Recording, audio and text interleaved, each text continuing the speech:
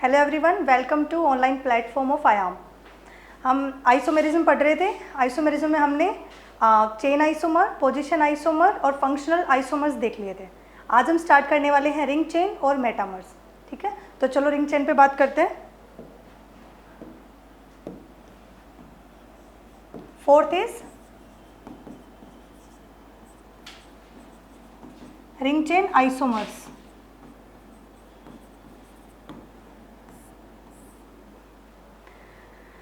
अगर हम ring chain isomers की बात करें तो देखो, फर्स्ट ऑफ ऑल हमें दो कंपाउंड का मॉलिक्यूलर फॉर्मूला चेक करना है। अगर उनका मॉलिक्यूलर फॉर्मूला सेम है तो नेक्स्ट हमें ये देखना है कि ये जो दो कंपाउंड है आपस में, इनके बीच में ऐसा तो नहीं है ना कि एक कंपाउंड चेन फॉर्म में है और सेकेंड रिंग फॉर्म में है। अगर ऐसा दिया हुआ है कि एक कंपाउंड रिंग बना रहा है और दूसरा चेन बना रहा है और इनका डिग्री ऑफ अनसैचुरेशन भी सेम है, फर्स्ट ऑफ ऑल ये शर्त होनी चाहिए डिग्री ऑफ अनसैचुरेशन सेम, और अगर ये रिंग और चेन फॉर्म में है तो ये दोनों आपस में कहलाते हैं रिंग चेन आइसोमर्स। तो इसके नाम के साथ ही पता चल रहा है, और ये सबसे इजी आइसोमेरिज्म में देखा जाए तो, है ना। तो चलो इसके बारे में लिख देते हैं थोड़ा सा। रिंग चेन आइसोमर्स में क्या होता है? Compounds having same molecular formula but one compound is ring and another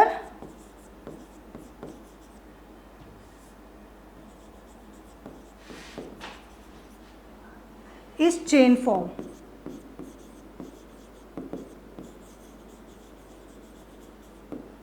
ये कंपाउंड्स क्या कहलाते हैं? Ring chain isomers. अब इसमें नोट करने वाली जो बात है वो क्या है? इनकी जो डिग्री ऑफ अनसैचुरेशन है वो क्या होना चाहिए? सेम होना चाहिए। तो same degree of unsaturation must be same.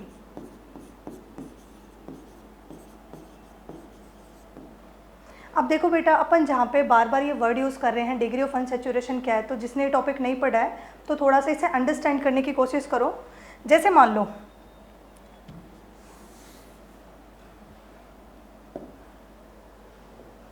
Like ये कंपाउंड है, हम किसको देख रहे हैं? डिग्री ऑफ अनसैचुरेशन पे थोड़ा सा इसे थोड़ा सा समझते हैं। ओके,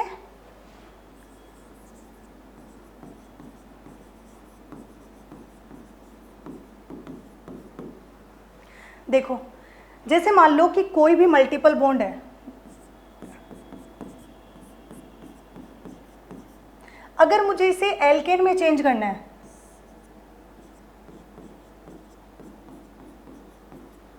यहां पे हमने क्या किया? एल्कीन को चेंज किया है एल्केन में। तो अगर यहाँ पे हम डिफरेंस देखें तो क्या डिफरेंस आया है? दो हाइड्रोजन बॉन्ड ऐड हुए हैं। किस फॉर्म में? इसके अंदर, एल्केन के अंदर। तो यहाँ पे जो डिफरेंस आया वो आया 1H2 का। तो जब ऐसा हो कि हमें एल्कीन से एल्केन बनाना हो, मतलब अनसैचुरेशन से सैचुरेशन कंपाउंड की तरफ जा रहे हैं, सैचुरेशन से अनसैचुरेशन की तरफ जा रहे हैं, तो जो नंबर ऑफ H2 में चेंजेस आता है वो उसका क्या होता है? Degree of unsaturation. तो यहाँ पे एक H2 का डिफरेंस है, तो यहाँ पे डिग्री ऑफ अनसैचुरेशन की वैल्यू क्या है?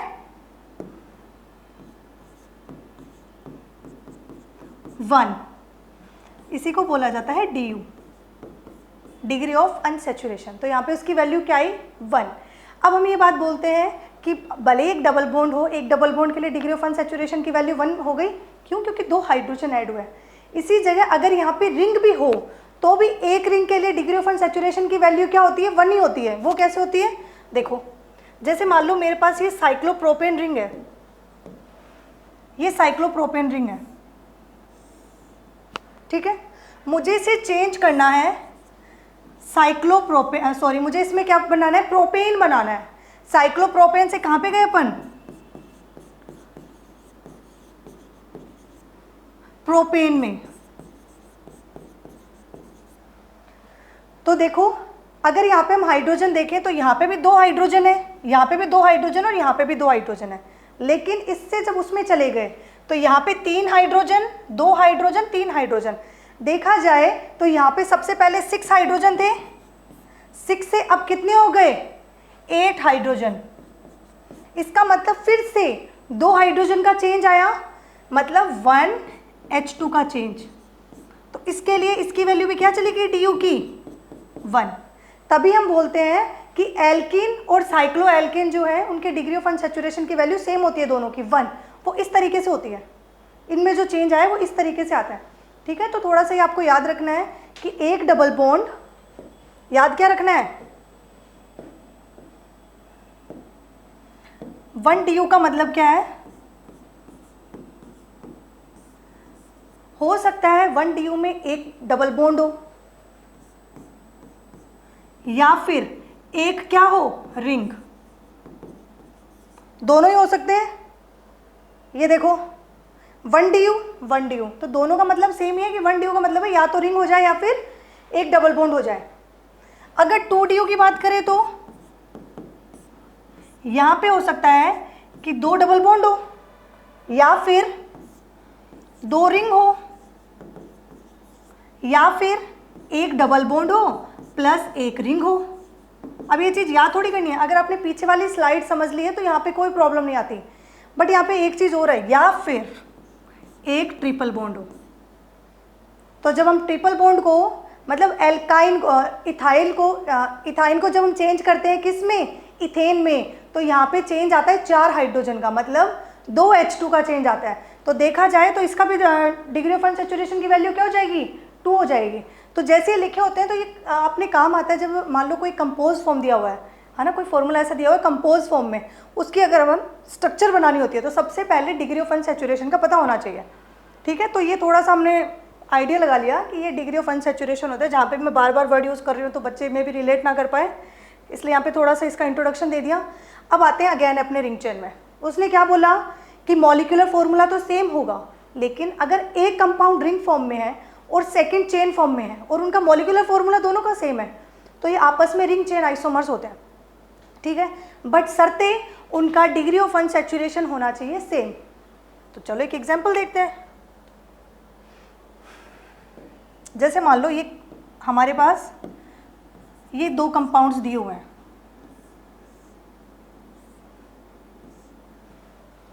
एक ये कंपाउंड है और एक ये कंपाउंड है और एक ये कंपाउंड है।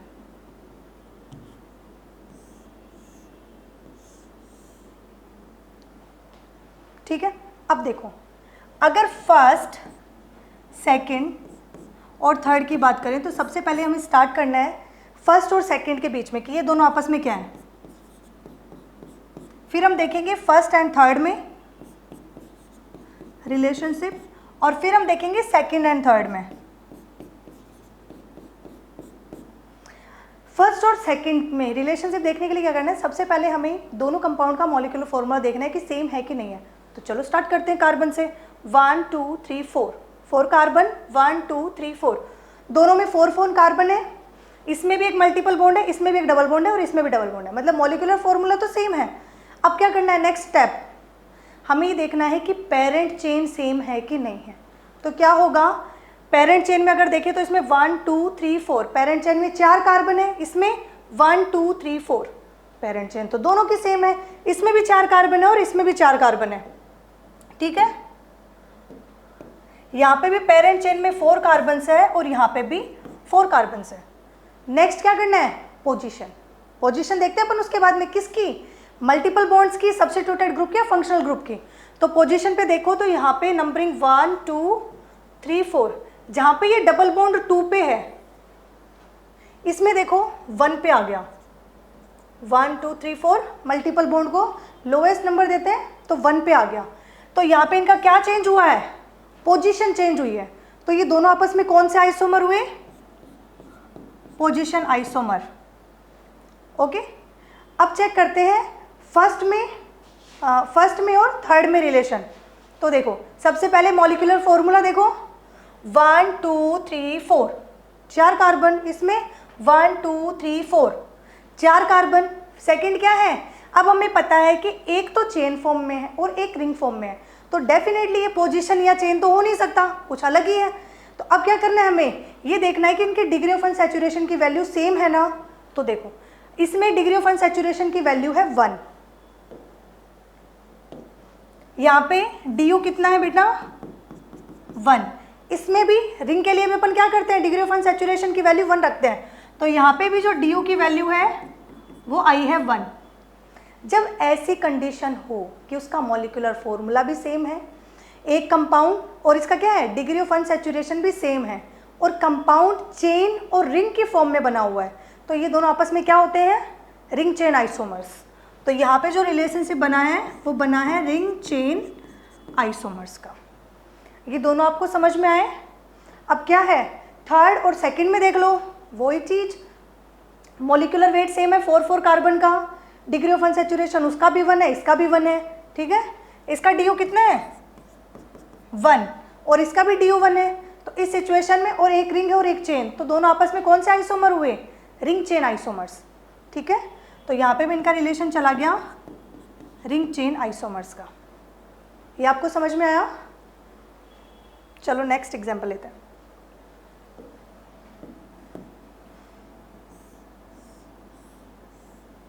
जैसे मान लो एक ही कंपाउंड है और एक ये कंपाउंड है,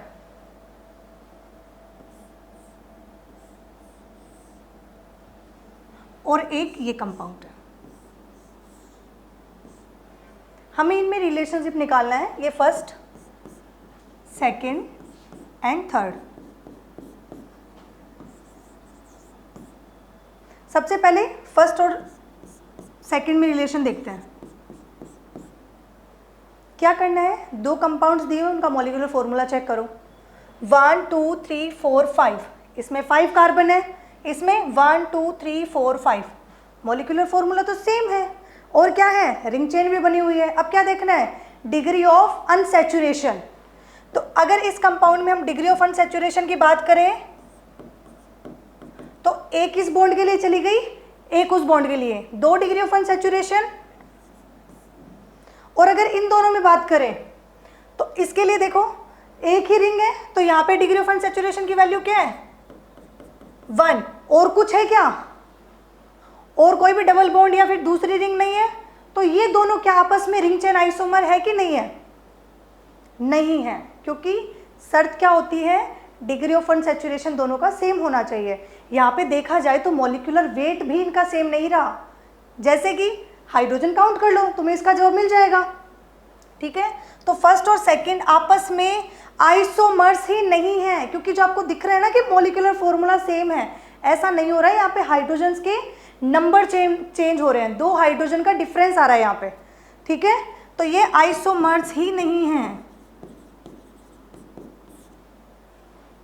ये एक भी शर्त को फुलफिल नहीं कर रहे हैं दोनों आपस में। तो ये जो आप मुंडी हिला के बोल रहे थे ना, हाँ मॉलिक्यूलर फॉर्मूला सेम है, बेटा डिग्री ऑफ अनसैचुरेशन चेंज होते ही मॉलिक्यूलर फॉर्मूला ऑटोमेटिकली चेंज हो गया, 2 हाइड्रोजन का डिफरेंस आ गया यहाँ पे, ठीक है। अब देखो फर्स्ट में और थर्ड में रिलेशन,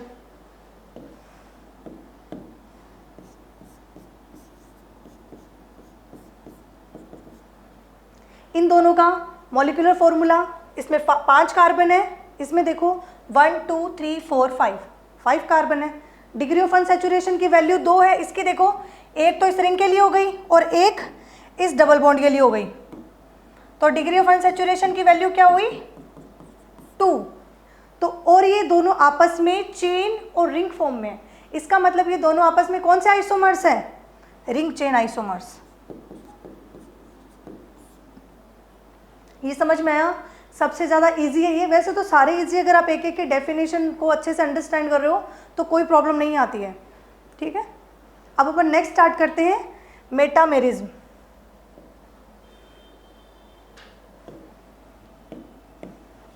फिफ्थ नंबर है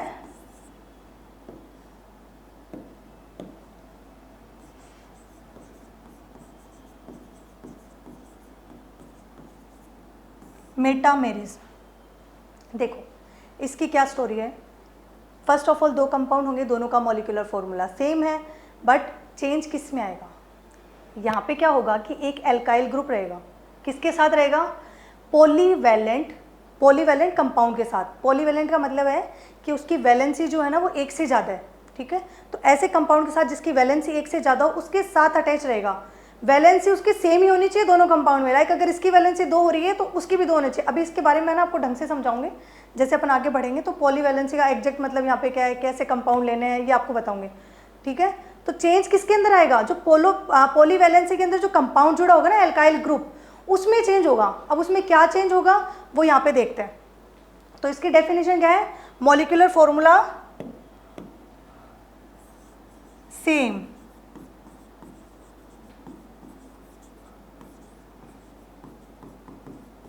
अच्छा एक चीज़ और, इस टॉपिक पे ना थोड़ा सा स्टार लगा लो, थोड़ा सा क्या पूरा ही लगा लो। अब तक अगर किसी को मेटामेरिज्म समझ में नहीं आई है और डाउट रहा है तो आई एम डैम श्योर कि ये टॉपिक अगर आपने ढंग से सुना है और मेरा लेक्चर ढंग से समझा है ना, उसके बाद इस टॉपिक में आपके कहीं भी डाउट नहीं रहने वाला, ठीक है। तो इसे एकदम फोकस के साथ समझना। यही है टॉपिक जो बच्चों में ना कन्फ्यूजन क्रिएट करता है। स्ट्रक्चर आइसोमर्स बच्चों को इसी वजह से नहीं पसंद है, मेटामर्स की वजह से। तो ये लिटरली इतना टफ टॉपिक है नहीं जितना हम बना के रखते हैं। इसको आप अच्छे से सुनना और फिर समझते हुए नोट्स बनाना, ठीक है। Compound having same molecular formula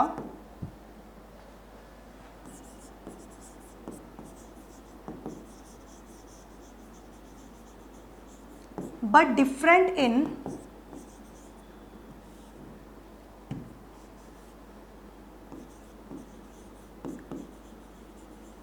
nature of alkyl, अच्छा एक second, alkyl group attached to same polyvalent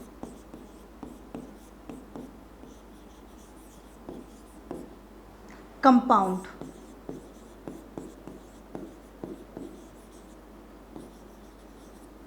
are called metamers,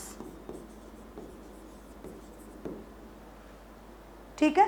अब देखो यहाँ पे क्या है काम की चीज, वो है ये एल्काइल ग्रुप का जो नेचर है उसमें क्या आना चाहिए, डिफरेंस, लेकिन क्या सेम रहना चाहिए, पॉलीवैलेंट कंपाउंड्स ये तो रहने चाहिए सेम, और चेंज किस में आना चाहिए, एल्काइल ग्रुप में, ठीक है।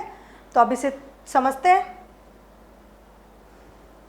देखो अब सारे कंपाउंड है ना मेटामर्स शो नहीं करते, सिर्फ वो कंपाउंड शो करते हैं जिनके दोनों तरफ या फिर जिनके तीनों साइड, मतलब वैलेंसी, जैसे मान लो कोई ये एक्स कंपाउंड है, इस एक्स कंपाउंड के एटलीस्ट 2 वैलेंसी तो होनी चाहिए, पहली शर्त ये। इसके साथ साथ ये जो दोनों तरफ है ना वो कोई आर ग्रुप हो, आर ग्रुप मतलब एल्काइल ग्रुप होना चाहिए। इसके दोनों तरफ कौन सा ग्रुप होना चाहिए, एल्काइल ग्रुप, और इनमें चेंज आना चाहिए, इनके नेचर में चेंज आना चाहिए, तब ये मेटामर्स होते हैं। लेकिन अगर ऐसा हुआ कि भाई एक तरफ तो आर ग्रुप है और दूसरी तरफ हाइड्रोजन जुड़ा है, तो क्या ये मेटामर्स होंगे, नहीं, ये दोनों कभी भी आपस में मेटामर्स नहीं हो सकते। ये चीज समझ में आई। मेटामर्स वो कंपाउंड दिखाएंगे जिनमें क्या होगा कि दोनों तरफ, जो दोनों तरफ वैलेंसी है या फिर 3 भी वैलेंसी हो, अगर 3 वैलेंसी भी दिखा रहे हैं ना तो भी इनमें क्या होना चाहिए, एल्काइल ग्रुप का चेंज होना चाहिए नेचर, ठीक है। एल्काइल ग्रुप का नेचर चेंज होना चाहिए। वो कैसे होना चाहिए ये अभी जब अपन एग्जाम्पल लेंगे तब मैं आपको समझाऊंगी। ये समझ में आया कि ये ग्रुप जो होते हैं वो दिखाते हैं मेटामेरिज्म, ये वाले नहीं दिखाएंगे, ये आपस में मेटामर्स नहीं है। तो इसका मतलब मैं ये बोल दूं, ये जो आर ग्रुप है, इस सिचुएशन के लिए मैं वर्ड यूज करती हूँ कि भाई इसका मुंह खुला होना चाहिए। आर ग्रुप मतलब, आर ग्रुप है मतलब दोनों तरफ कार्बन जो है वो क्या कर सकते हैं, वेरी कर सकते हैं इजीली। बट अगर यहाँ पे हाइड्रोजन हो गया तो क्या यहाँ पे कभी भी कोई चेंज आ सकता है? जब हाइड्रोजन ने उसका मुंह ही बंद कर दिया तो कभी भी उसमें चेंज नहीं आ सकता। आर ग्रुप होता तो क्या पता उसकी पोजीशन बदल जाए, क्या पता उसकी चेन चेंज हो जाए, लेकिन जब हाइड्रोजन है तो कहीं की पोजीशन और कहीं की चेन कुछ नहीं है। तो यहाँ पे इस सिचुएशन के लिए मैं एक वर्ड यूज करती हूँ कि ऐसे कंपाउंड जिनका दोनों तरफ से मुंह खुला है, मुंह खुला मतलब दोनों तरफ आर ग्रुप है ना वेरी कर सकते हैं, तो ये कंपाउंड दिखाते हैं मेटामेरिज्म, ठीक है। अब आपको ये सबसे पहली चीज समझ में आनी चाहिए, कौन से कंपाउंड दिखाएंगे वो आप समझ गए, दोनों तरफ मुंह खुला मतलब आर ग्रुप होना चाहिए, ऐसे कंपाउंड्स दिखाएंगे। हाइड्रोजन हुआ तो मेटामर्स नहीं शो करेंगे। तो चलो एक टेबल बना लेते हैं इसी कंक्लूजन के ऊपर।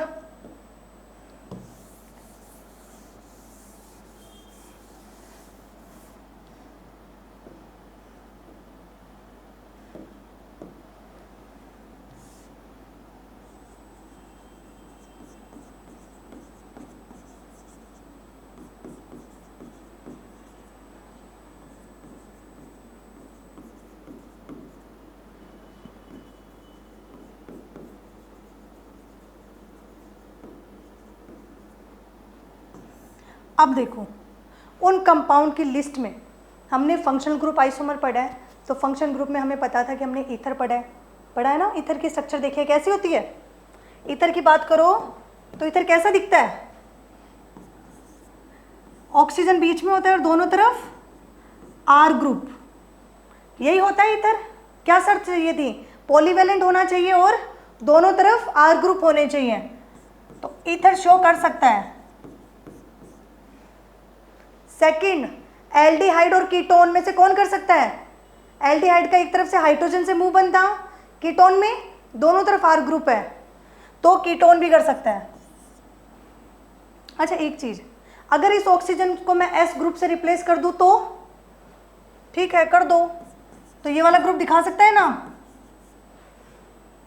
ये वाला ग्रुप दिखा सकता है थायो ईथर, क्योंकि इसके भी तो सेम सिचुएशन है, पॉलीवैलेंसी भी है इसके पास और दोनों तरफ से आर ग्रुप है, मतलब दोनों तरफ से मुंह खुला है, तो थायो ईथर ये भी दिखा सकते हैं। और कौन दिखा सकता है, कीटोन्स, ये लो, तो कीटोन भी दिखा सकते हैं। और अगर यहाँ पे ऑक्सीजन है तो यहाँ पे सल्फर भी तो हो सकता है ना, तो थायो कीटोन भी शो कर सकता है।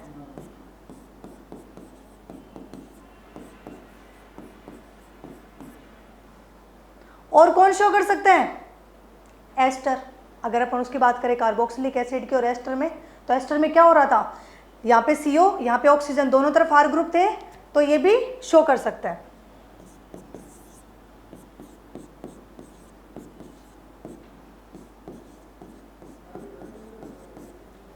और कौन दिखा सकता है, एसिड एनहाइड्राइड।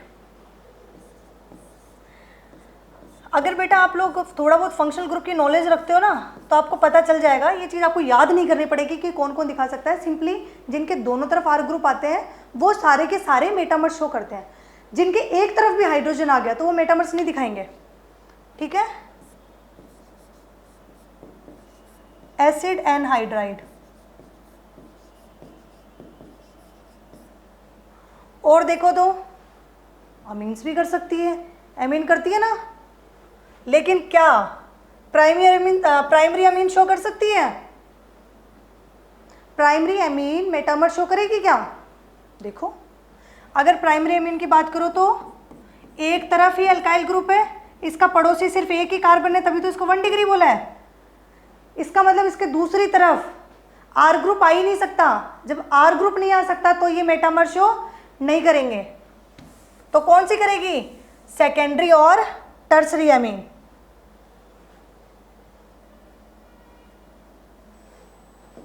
कौन सा कंपाउंड कर सकते हैं, सेकेंडरी और टर्सरी अमीन,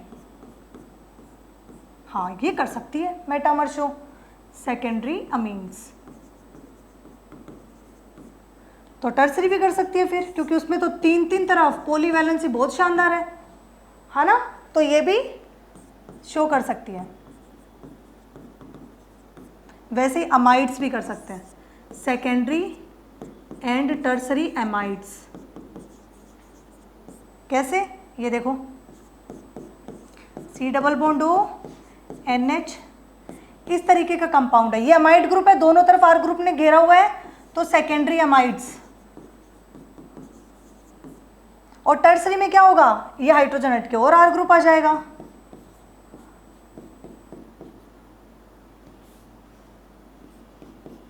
तो ये भी क्या कर सकते हैं, मेटामेरिज्म शो कर सकते हैं। तो अब तक हमने क्या देखा बेटा,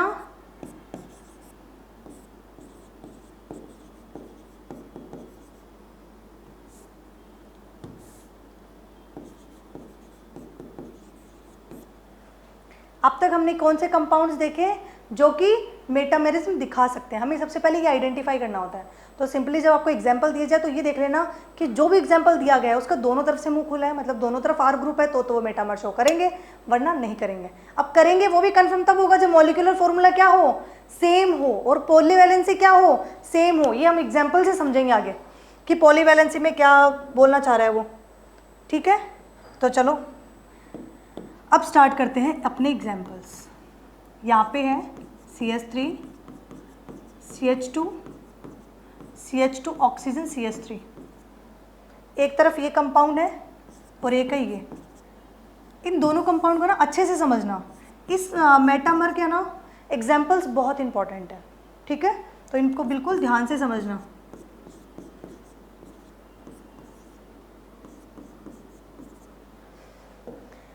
देखो, इन दोनों कंपाउंड्स में हमें रिलेशन बताना है कि ये दोनों आपस में क्या है, और यहाँ से बढ़िया क्वेश्चन आता है, ठीक है, तो ये इंपॉर्टेंट है।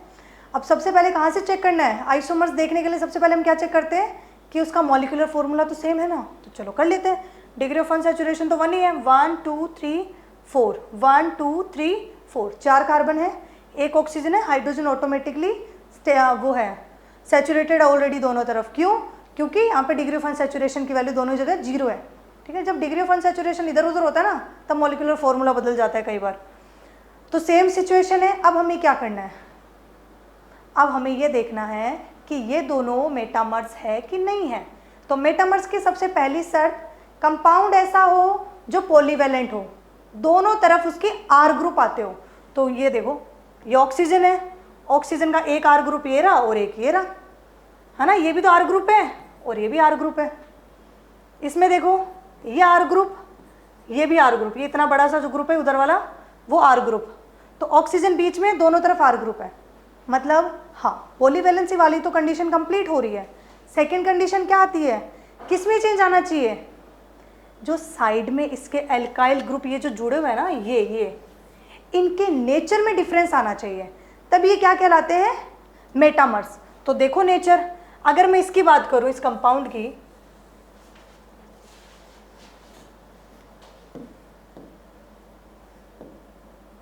अगर अपन इस कंपाउंड को देखें तो यहाँ पे ये जो CH3 है ये कैसा है? 1 डिग्री। कैसे पता चला? एक तरफ ही कार्बन है, 1 डिग्री है। ये वाला देखो क्या है? ये वाला 2 डिग्री। तो नेचर में डिग्री देखना भी तो आता है कि भाई इनकी डिग्री चेंज हो रही है कि नहीं चेंज हो रही। ये लो भाई, ये 1 डिग्री है, ये 2 डिग्री है, नेचर तो बदल रहा है। तो ये आपस में क्या हुए? मेटामर्स। अब यहाँ तक तो चलो फिर भी चीज़ें समझ में आ जाती है कि कहानी ये हुई कि भाई ऑक्सीजन पॉलीवेलेंट है और यहाँ पे R ग्रुप में चेंज आया, एक 1 डिग्री है, 2 डिग्री है ना। लेकिन कई बार क्या होता है ना कि मेटामर्स साथ साथ में ना चेन आइसोमेरिज्म भी दिखा देते हैं और पोजीशन भी दिखा देते हैं। तो क्या वो ये दिखा रहे हैं कि नहीं दिखा रहे? जैसे कुछ बच्चों को ये कन्फ्यूजन आपके मेटामर्स में कहाँ आता है कि आपको उसमें चेन भी दिख रही होती है, उसमें मेटामर्स भी दिख रहा होता है, कई बार पोजीशन भी दिख रही होती है, मेटामर्स भी दिख रहा होता है। और कई बच्चे तो इतने महान होते हैं कि उनको चेन, पोजीशन और मेटामर तीनों एक साथ दिख रहे होते हैं, लेकिन ऐसा नहीं होता है, तीनों एक साथ नहीं एग्जिस्ट कर सकते। या तो आप एक टाइम पे चेन और मेटामर्स को देख सकते हो या फिर पोजीशन और मेटामर्स को देख सकते हो। मतलब मेटामर्स तो आ ही सकता है इस सिचुएशन में, ठीक है। जिसको तीनों दिख रहे हैं तो बेटा थोड़े से कॉन्सेप्ट पे जाओ, फिर से थोड़ा उसको ढंग से पढ़ो, उसके बाद आके फिर से देखो, तब आपको 2 ही दिखेंगे, फिर तीसरा जो इल्यूजन आ रहा है ना वो खत्म हो जाएगा। अब मेटामर्स तो हमें दिख रहा है, इसके साथ साथ अब इसको थोड़ा सा और स्टडी करते हैं कि और तो कुछ नहीं है ना इसके अंदर। तो देखो, फर्स्ट ऑफ ऑल आपने अगर IUPAC पढ़ा हुआ है, थोड़ा बहुत भी उसकी जानकारी रखते हो, तो इस टॉपिक में बिल्कुल प्रॉब्लम नहीं आएगी। तो यहाँ पे हमारे जो काम आएगा वो ये आएगा कि नंबरिंग करना और PCC सेलेक्ट करना, पेरेंट कार्बन चेन को सेलेक्ट करना। तो यहाँ पे देखो, अगर मुझे पेरेंट कार्बन चेन सेलेक्ट करनी हुई तो मैं कौन सी करूँगी? लॉन्गेस्ट कार्बन चेन होनी चाहिए, है ना। सबसे पहले लॉन्गेस्ट कार्बन चेन, फिर देखेंगे सब्स्टिट्यूटेड ग्रुप। तो पहले लॉन्गेस्ट कार्बन चेन। तो यहाँ पे एक तरफ ये 1 कार्बन की और ये 3 कार्बन की है, तो अपनी पेरेंट चेन कौन सी हुई?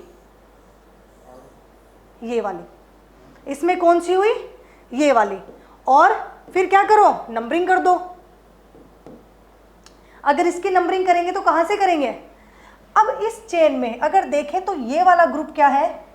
सब्स्टिट्यूटेड ग्रुप है, डेफिनेटली सब्स्टिट्यूटेड ग्रुप ही है। तो नंबरिंग इस PCC की ऐसे करनी है कि सब्स्टिट्यूटेड ग्रुप को ना मिनिमम नंबरिंग मिल जाए। मिनिमम नंबरिंग क्या हो सकती है? 1, वहाँ से करोगे तो 3 पे आएगा, तो क्या करो? 1 2 3। चलो इसका काम तो हो गया। इसको देखते हैं, अगर इसमें हमें पेरेंट चेन सेलेक्ट करनी हो तो कौन सी करेंगे? देखो अब क्या होता है ना, कुछ बच्चे इसको पेरेंट चेन मान लेते हैं, ये वाली, उनको ये वाली है ना, ये वाली चेन पेरेंट चेन लग रही होती है, इसको तो बेचारे को भूल ही जाते हैं, ठीक है। तो इस कंपाउंड को ऐसे एज्यूम करो, अगर ये कंपाउंड ऐसे ना होके ऐसे होता तो आप लोग क्या करते? अगर ये कंपाउंड ऐसे ना होके ऐसे होता, तो मैं सच बता रही हूँ, जो बच्चे अब तक इसको पेरेंट चेन सेलेक्ट कर रहे थे ना, तुरंत के तुरंत वो इसको सेलेक्ट कर लेते, क्योंकि यहाँ पे उनको वो सब्स्टिट्यूटेड ग्रुप लग रहा होता और वो कार्बन की सबसे लंबी चेन लग रही होती। तो मुझे ये बताओ, इस कंपाउंड में और इस कंपाउंड में कोई फ़र्क थोड़ी है। ये जो दोनों कंपाउंड है, ये कंपाउंड और ये कंपाउंड, इन दोनों में कोई फ़र्क है क्या? सिर्फ डायरेक्शन ही तो बदली है बॉन्ड की, चीज़ें तो सेम है।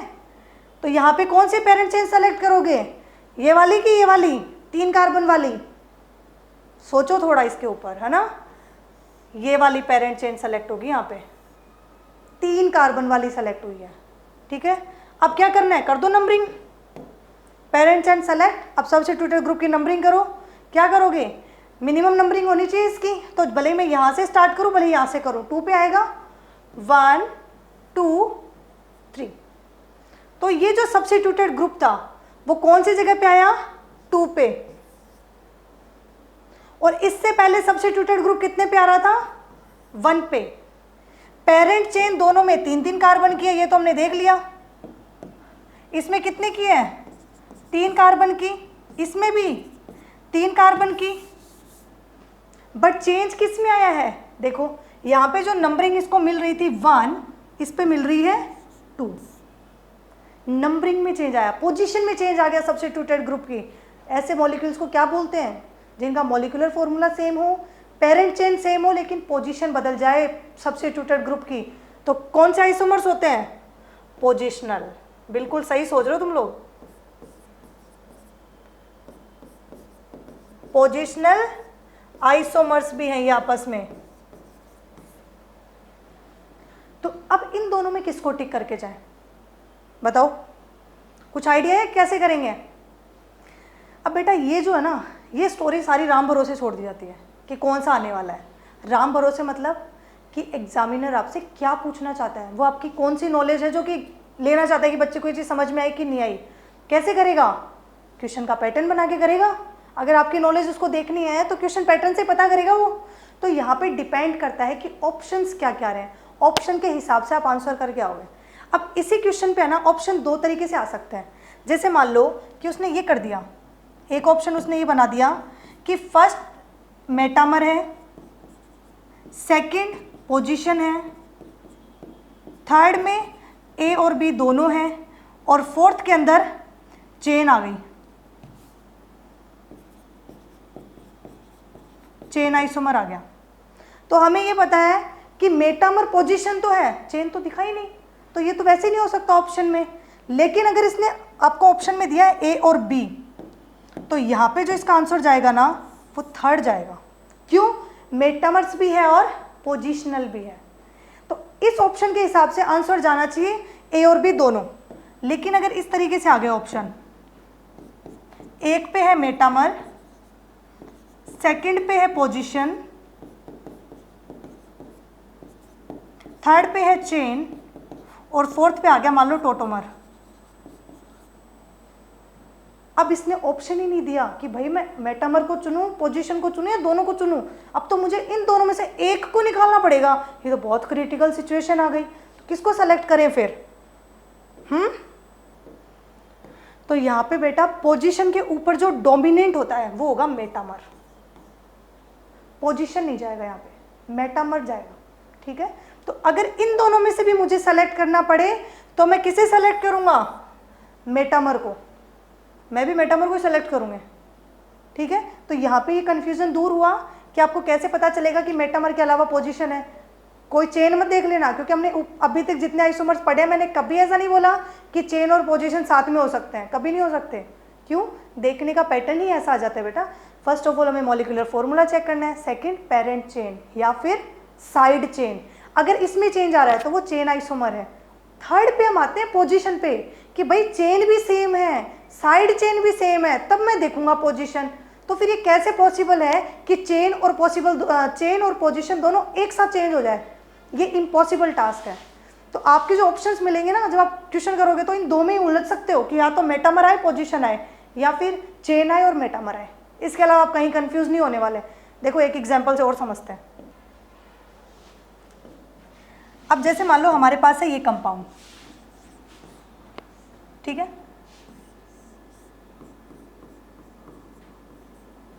एक तरफ ये है 4 कार्बन की, 1 2 3 4, ओके, और एक तरफ है ये वाला कंपाउंड,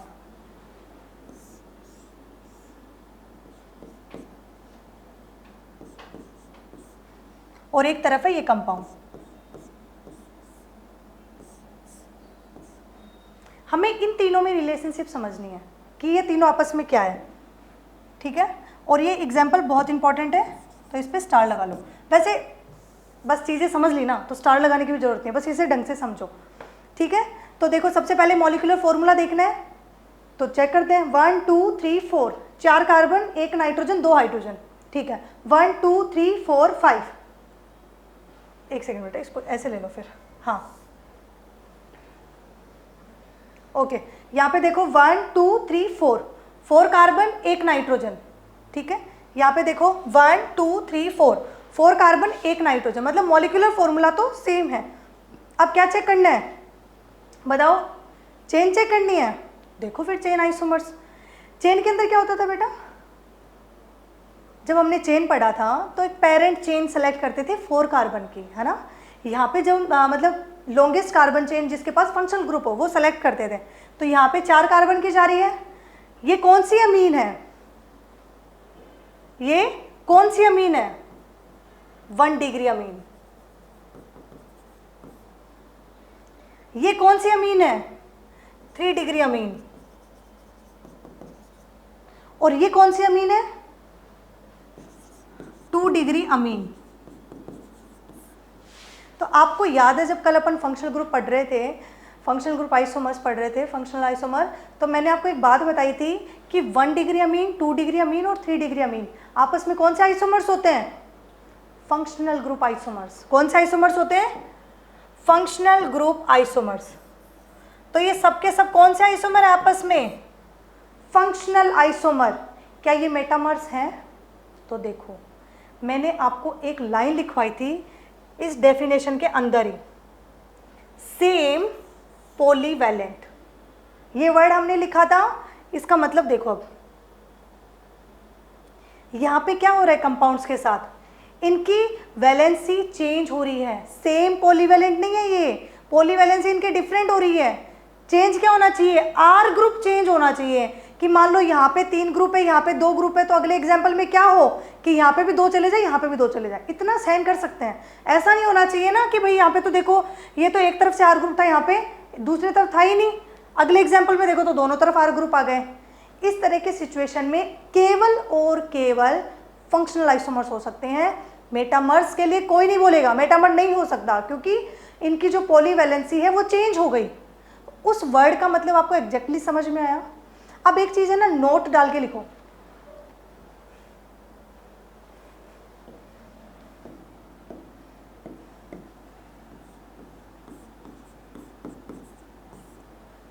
अगर कोई भी मेटामर है तो हो सकता है कि वो साथ में पोजिशनल आइसोमर भी हो या फिर चेन आइसोमर हो, दोनों में से कोई ना कोई तो हो सकता है, ठीक है।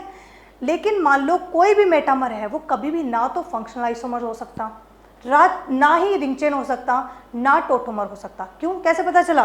पिछले वाला एग्जांपल देखो ना, यहाँ पे फंक्शनल आइसोमर है लेकिन मेटामर है क्या? कैसे हो सकता है मेटामर? मेटामर का तो मतलब क्या था? वैलेंसी सेम होनी चाहिए उनकी, पॉलीवैलेंसी, बट इनकी चेंज हो रही है।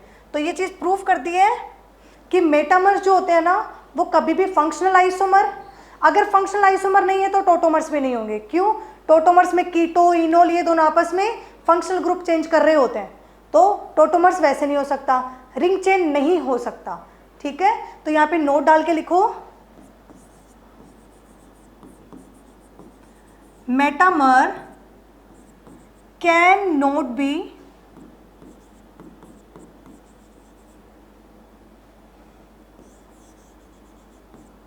फंक्शनल आइसोमर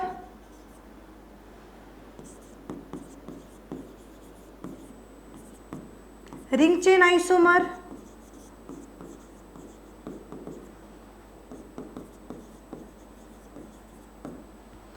और टोटोमर्स। कभी नहीं हो सकता, मेटामर्स कभी नहीं हो सकते ये तीनों, ठीक है। और सेकंड नोट क्या है, जो कि मैंने इस एग्जांपल में बताया आपको, ये एग्जांपल देखा ना हमने कि अगर पोजीशन है और मेटामर है तो किसको टिक करोगे, मेटामर्स को। तो मेटामर हमेशा डोमिनेंट होता है किसके ऊपर, रिंग ले लो या फिर चेन ले लो।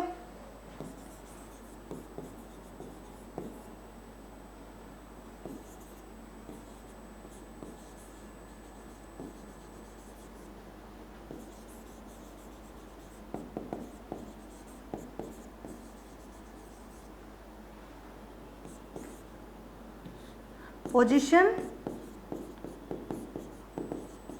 और चेन, और ये चीज ध्यान रखना, पोजीशन और चेन आइसोमर कभी एक साथ नहीं हो सकते।